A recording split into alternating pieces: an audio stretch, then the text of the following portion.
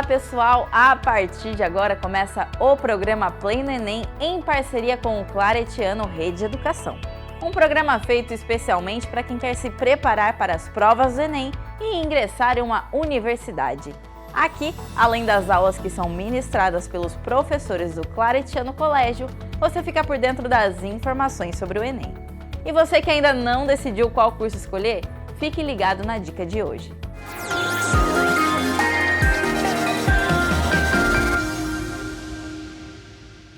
Olá, eu sou a Rayane e tô aqui para dar uma dica para vocês. E hoje a gente vai falar sobre o curso de Design Gráfico. E aqui do meu lado tá a coordenadora do curso, a Carla, e ela vai falar um pouquinho o que o Claretiano oferece para vocês que quiserem ingressar com a gente.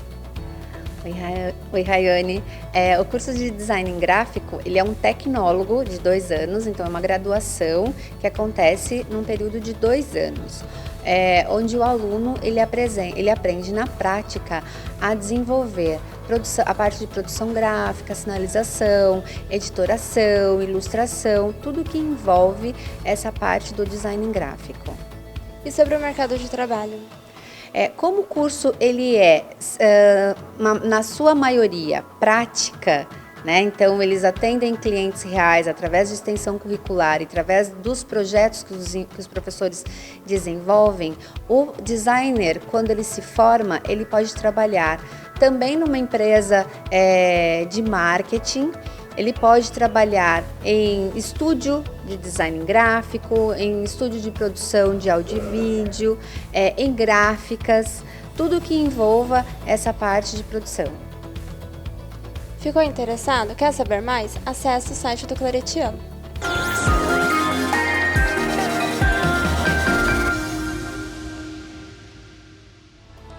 Ficou interessado? Então partiu estudar! E a aula de hoje é Biologia, Reprodução Assistida com a professora Tamires dos Santos.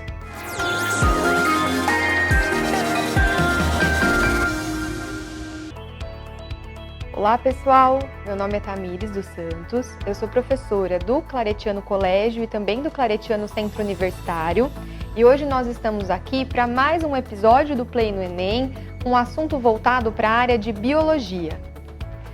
Esse assunto de reprodução assistida, ele envolve, além de conceitos biológicos, questões que também podem estar presentes aí como um tema de redação. Bom, quando nós falamos de reprodução assistida, isso envolve uma área da biologia que nós chamamos de embriologia, e na embriologia nós estudamos tanto a origem quanto o desenvolvimento do ser humano. Então, através aí do avanço de técnicas de biologia molecular, a gente consegue investigar diversos problemas que são relacionados ao nosso desenvolvimento, né? Sendo possível, então, entender a partir dessas técnicas quando e onde genes que são específicos estão sendo ativados e expressos no embrião. Essa área, então, ela deu abertura para o que nós chamamos de reprodução assistida, que envolve exatamente questões voltadas para a infertilidade, onde você tinha vários motivos para que isso ocorresse, né? Hoje nós sabemos que a infertilidade, ela não é só relacionada a problemas maternos, né, a problemas femininos, mas também a masculinos. Então aqui quando a gente pensa em infertilidade, tem a questão de idade reprodutiva, né, onde as pessoas elas estão querendo, né, ter filhos cada vez mais tarde, então aí a partir dos 35 anos você já pode ter uma dificuldade nesse sentido, mas também outros fatores ambientais, como por exemplo utilização de álcool, né, e a própria alimentação pode vir a causar também efeitos nos espermatozoides, sendo então um problema relacionado tanto ao sexo feminino quanto ao sexo masculino. Mas além disso, quando nós falamos das técnicas de reprodução assistida, hoje, cada vez mais, a gente observa a procura por essas técnicas em pessoas que querem, então, no caso, as mulheres, né, muitas vezes, uma reprodução independente, ou ainda em casais homossexuais que também gostariam de ter filhos. Então, a primeira técnica de inseminação artificial que nós tivemos, ela foi executada pela primeira vez em 1790, então já faz bastante tempo, né? É o que nós chamamos de inseminação artificial convencional ou intrauterina.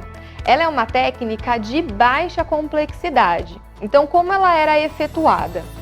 Tinha-se os espermatozoides que eram coletados e esses espermatozoides, então, a partir de uma cânula, eles eram introduzidos até o útero da mulher. E ali deveria acontecer o processo de fecundação. Como vocês podem visualizar, o encontro do espermatozoide com o óvulo. Só que essa técnica ela não era muito eficaz e ela foi se aperfeiçoando com o decorrer do tempo, né?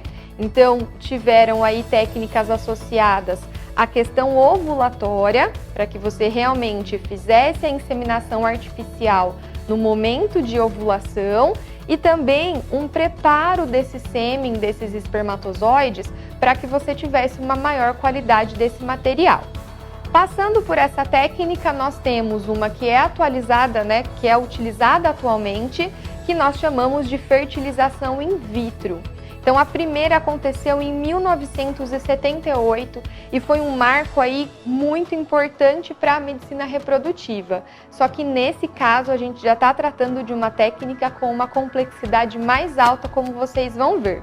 Então, basicamente, quando nós tratamos de fertilização in vitro, da forma tradicional, nós temos também a estimulação dos ovários, a coleta e preparação do sêmen.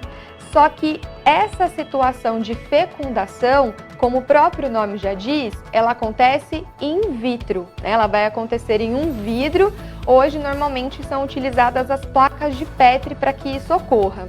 Então, os óvulos são captados da mãe e eles vão ser colocados, então, no vidro, como vocês podem observar aqui, onde os espermatozoides também serão depositados.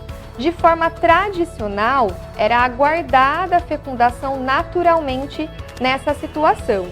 Posteriormente, então, a partir do embrião, né, que foi formado, ele é introduzido no útero materno e a gravidez, ela é, então, ali confirmada com 2 semanas de sucesso aí após o processo de nidação. Hoje, nós temos um avanço em relação a essa questão da fertilização in vitro, porque o que acaba sendo mais realizado é o que nós chamamos de injeção intracitoplasmática de espermatozoide. Então, como vocês podem observar aqui, nesse caso não se aguarda, né, o espermatozoide conseguir adentrar ao óvulo.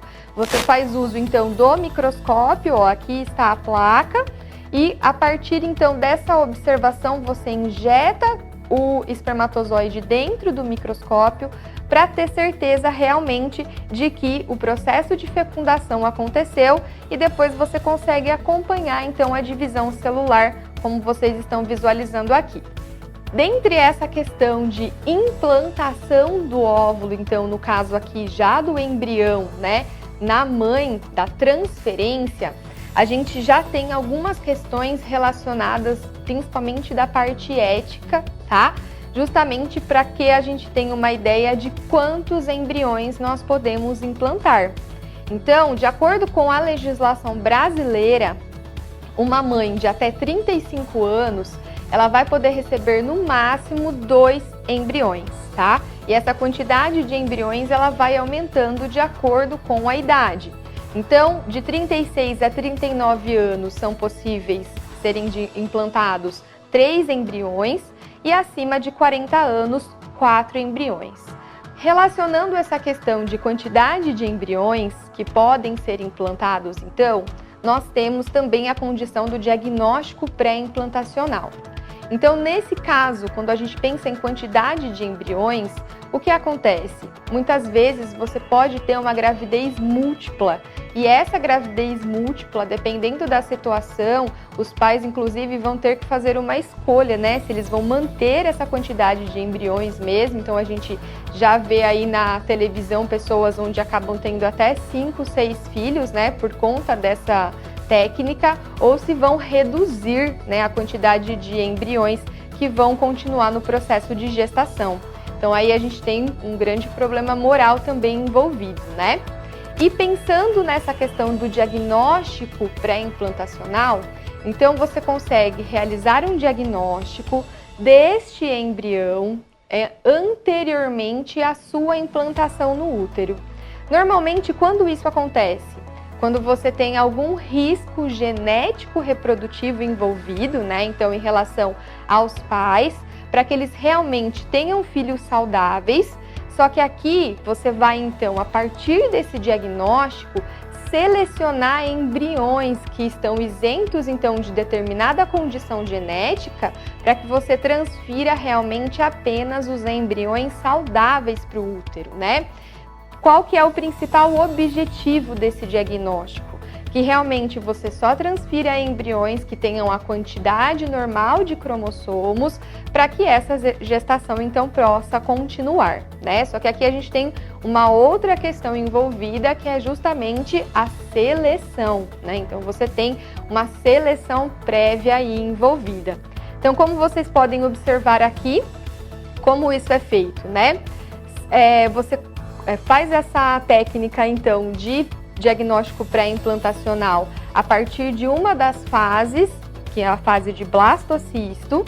Aí essas células então são enviadas para laboratório para ser feito o diagnóstico e parte dos embriões então eles vão permanecer congelados até você ter o resultado desse diagnóstico, né? E depois disso você tem então apenas a implantação, o descongelamento dos embriões que são considerados saudáveis.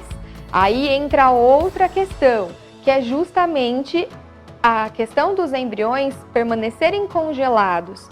Então hoje a gente tem muita polêmica em torno desses embriões que ficam congelados, o que deve ser feito com eles depois.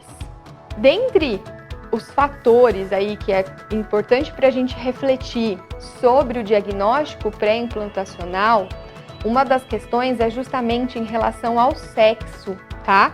Então, essa é uma propaganda onde nós vemos a possibilidade de escolha do sexo, então, menina ou menino, a partir da fertilização in vitro. Só que esse é um fator que não deveria ser escolhido de acordo com a legislação brasileira. Aí nós entramos então numa questão que nós chamamos de eugenia. Então, escolha de sexo, escolha de características, de habilidades, nada disso é permitido pela legislação brasileira. Só que, infelizmente, né, numa situação de uma implantação, então, de uma fertilização in vitro, isso pode acontecer. Então, aqui a gente, inclusive, né, tem até a situação de bebês que muitas vezes eles são aí criados para que eles sirvam como se fossem medicamentos para um irmão, por exemplo, que tem algum problema, onde as células tronco dessa criança pode ser utilizada para o tratamento do seu irmão. Então é uma questão realmente muito delicada, tá? E para vocês refletirem um pouco mais sobre isso, então, nos estudos nessa área, eu sugiro para vocês um filme que se chama Gattaca. Ele é de 1997, mas ele ainda é bastante atual, justamente por tratar essas questões de pré-determinismo, né? E até onde a gente pode chegar, então, nessa seleção genética. E para finalizarmos, uma frase, então, muito importante do filme para que vocês façam uma reflexão. Não há gene para o espírito humano. Até a próxima!